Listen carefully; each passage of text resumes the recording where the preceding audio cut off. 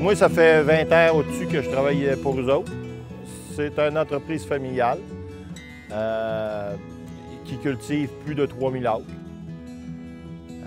Céréalière dans le blé, épaule, soya et maïs, principalement.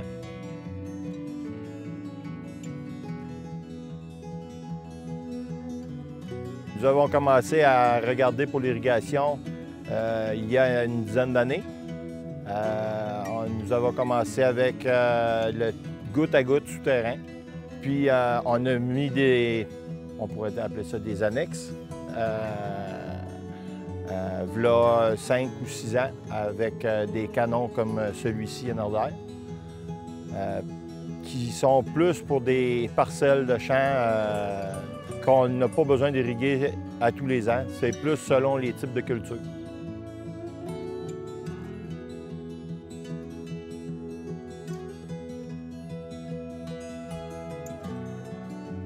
C'est 400 à 500 mètres de long, un enrouleur. Puis ça prend 10 heures pour mettre environ 1 pouce d'eau. Les pivots sont installés sur des terres où on a besoin d'irriguer pratiquement tous les ans à cause c'est des sables très pauvres, des sables à tabac, où l'eau est très profonde, le sable vient excessivement sec dans des périodes de sécheresse. Tandis que les enrouleurs vont être plus sur des cultures plus spécifiques. Soit, comme ici, un champ où ce qui n'est pas tellement grand, que ça ne vaut peut-être pas la peine d'investir sur un pivot. À d'autres endroits, c'est plus spécifique à des cultures comme des légumes. C'est des cultures qui ont besoin d'eau à des moments spécifiques. Puis si l'eau ne vient pas naturellement, bien, si tu veux avoir une récolte, tu n'as pas le choix d'irriguer. Peu importe le type de sol, ça prend de l'eau à un certain moment dans la culture. C'est que l'enrouleur, pour nous, est plus spécifique à ces types de cultures-là. Sinon, le reste, c'est on a beaucoup de terres plus fortes, qu'on n'a pas vraiment besoin d'irriguer. Habituellement, la nature fait bien les choses. Les haies d'arbres sont un peu éloignés. D'un grand vent, il se fait des nuages de poussière. Puis pour ne pas briser le feuillage, bien, on fait partir de l'irrigation. Puis on voit tout de suite une différence immédiatement dans le champ. On s'en sert comme à bas poussière aussi, qui est un avantage par rapport au goutte à goutte. Ici, toute l'irrigation se fait à partir de lacs. On a des lacs qui sont assez grands pour fournir sans problème toute l'irrigation qu'on a de besoin. Donc, à partir de là, on manque plus d'eau. Puis tout le réseau est souterrain comme de l'aqueduc pour amener l'eau à tous nos champs. Très important de faire les plus petites gouttelettes possibles pour avoir le moins d'impact sur les plantes. Quand on y arrive, bien, on ne voit pas vraiment de différence.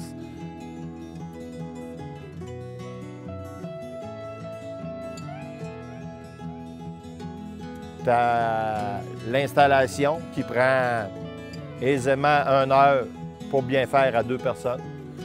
Après ça, tout au long du fonctionnement, il faut avoir un coup d'œil assez régulier dessus. C'est sûr que les machines ne sont pas neuves, mais quand même, il y a beaucoup de mécanique. Tu n'as pas le choix si tu veux être sûr de ne pas inonder de parcelles de champs à cause qu'ils tombent en panne. Côté goutte à goutte, puis côté pivot, on a des suivis de quantité d'eau qui tombe à tous les jours pour savoir si les plantes en ont-ils besoin pour décider si on irrigue ou pas. À cause dans les céréales, on n'est pas obligé d'irriguer nécessairement tous les semaines.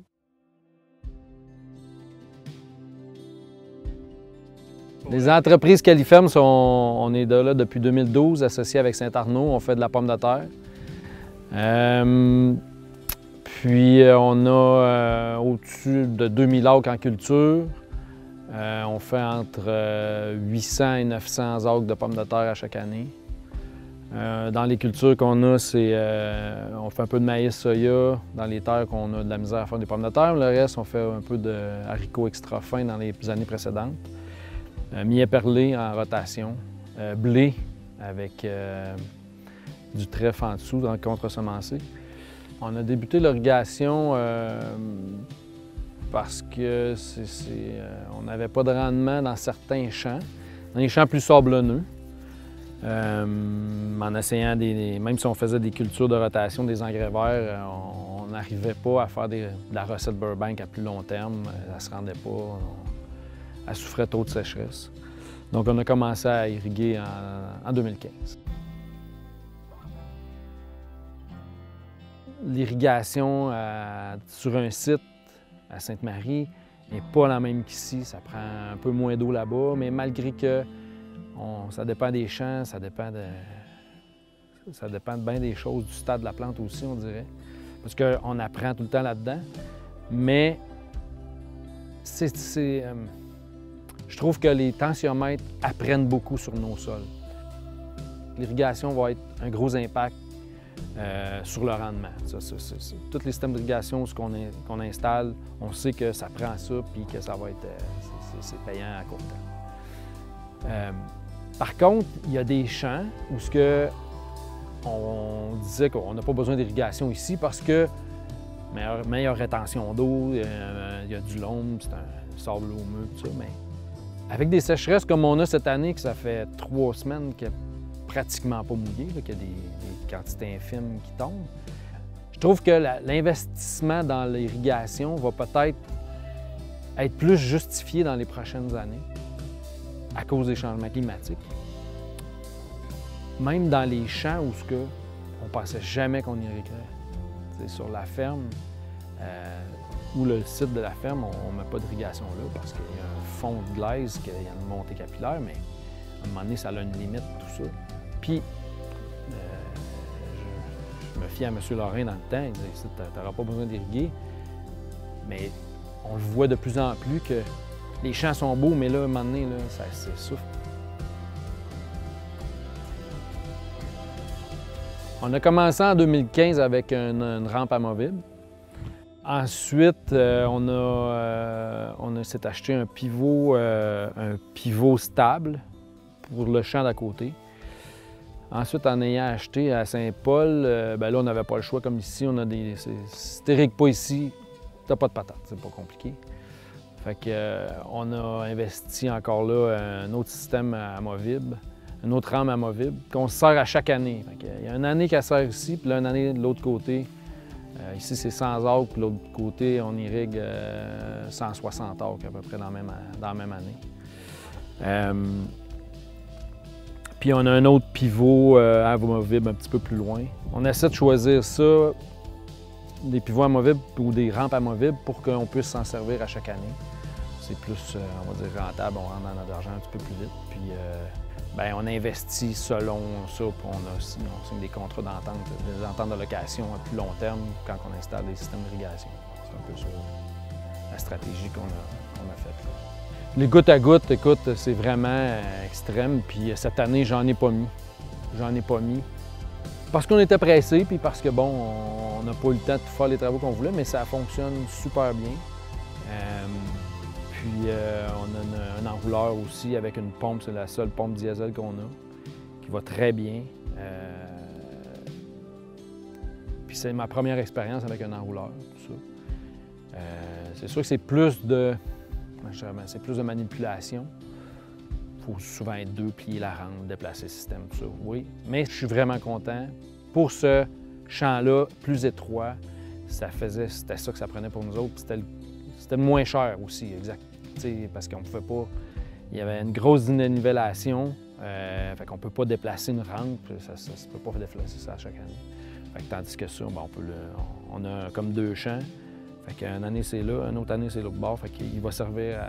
On a comme 35 acres à chaque place. Fait qu'il va servir à chaque année. Fait que c'est encore... Ça fait partie de nos décisions d'investissement que le système serve à chaque année. C'est pour ça. Fait que, à date, je suis vraiment satisfait de ce système-là. Ah ben, les réseaux souterrains, c'est formidable. Puis les pompes électriques, écoute, c'est comme un réseau, c'est comme un réseau de ville, on va dire ça comme ça. C'est facile.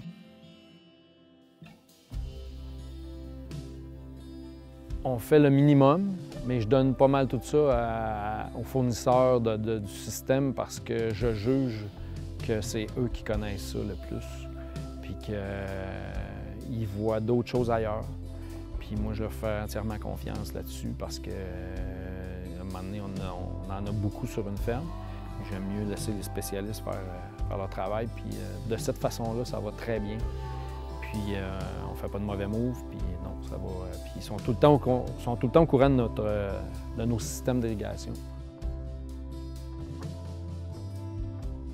Là, je vais le comparer avec d'autres variétés qui sont plus résistantes à la sécheresse, mais dans la recette Burbank, puis dans d'autres variétés aussi, je n'ai même pas peur de le dire, c'est pratiquement le double de rendement. Fait que, puis de qualité de la plante, puis tout ça, c'est vraiment une grosse différence. Là. Dans des endroits comme ici, que là, tu n'as pas le choix, il faut qu'il irrigue. Je dirais que dans nos champs irrigués, là, on a tout le temps un bon rendement. Ça fait qu'on est obligé, on peut en faire moins grand. Fait que l'efficacité de l'irrigation nous permet de diminuer un peu nos surfaces. Donc, on a moins d'intrants, moins de pesticides, moins d'engrais, tout ça, pour la même quantité de pommes de terre qu'on va faire. Donc, c'est pas négligeable. Je pense que l'irrigation, c'est un peu dans ce sens-là, je trouve que les instances gouvernementales devraient être plus ouvertes à ça, là, parce que c'est vraiment important. On a un meilleur rendement avec tous nos intrants et toutes nos semences qu'on va faire, qu'on met dans notre champ. Fait que pour nous autres, c'est important, là, surtout dans des champs où il faut irriguer. Là. Je savais très bien comment ça coûtait à une ferme qui utilise des moteurs à diesel, mais c'est beaucoup plus, c'est plus environnemental aussi. Là. Je pense qu'il faut penser à ça tout le temps. On a une rivière aussi dans laquelle on puise l'eau. Pour l'instant, tout est correct, tout va bien, on a de l'eau en quantité. Un des défis du ministère de l'Environnement serait d'être plus conciliant ou être plus compréhensif aux besoins d'irrigation que tous les producteurs ont. Présentement, avoir un permis, c'est long.